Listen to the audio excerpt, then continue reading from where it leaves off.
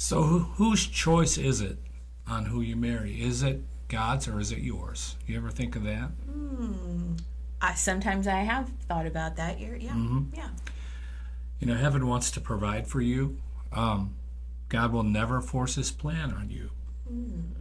I like that about him. You know, he offers it, but he never forces it. That's true. If a believer in Jesus demands to have their own way when it comes to the romantic, guess what? What? God's going to let him have it. Ouch. That's true. God's going to let you have it. He's going to let me have it. You know, I did that. I wanted my own way. I didn't know any better when I was younger. And he let me have it. How'd it work out for you? Well, you know what? I wish he didn't let me have it. That darn free will. It does. Don't we see this happening every day?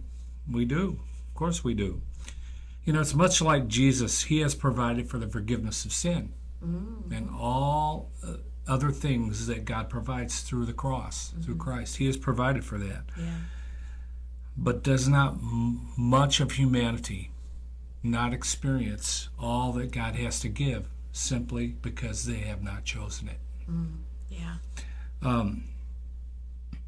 Legitimate faith in the cross of Christ is missing for these people. So God's chosen the best for us, but we don't get it unless we choose it as well. Yikes. It's both. Yeah. It's both. That solves the mystery. Whose choice is it? It's God's choice, and then it's our choice. We get the best when we choose what he's chosen. That sounds like a swirly riddle. Swirly riddle and simple math. Easy. He wants to meet this for you, but you know what? Maybe he's waiting for you to choose it as well. I think that's probably a very true statement. Yeah, think about that. Yeah. I have a story. Can I tell a story? Please tell I'll us make your it really story. short. We were planting a church in downtown Decatur, and I had been single and waiting for God's choice for me for over a decade, maybe inching in on 2 decades. I mean, it'd been a long time. Wow. And I know a lot of you probably have the same experience. Everybody else around you's going, I just can't believe you're not married yet. And so you try your best to answer and be gracious to those people and help them understand that you're waiting. But then somebody will push the envelope, Gary, and ask you, maybe you're missing it. Maybe you shouldn't be waiting. Maybe you should be doing something. So one of the gentlemen that was helping us revamp the church did that. He pushed the envelope. And I won't go into the length of the story that he used, kind of used a parable to challenge me. And as I walked away from that in frustration, I ran into my pastor. And I told him, I said, you know what? He acts like I asked for this waiting process. Like I asked for this. And my pastor said, well, you did, didn't you? You did ask for God's best for you, right? And I was like, yes. I wanted God's best.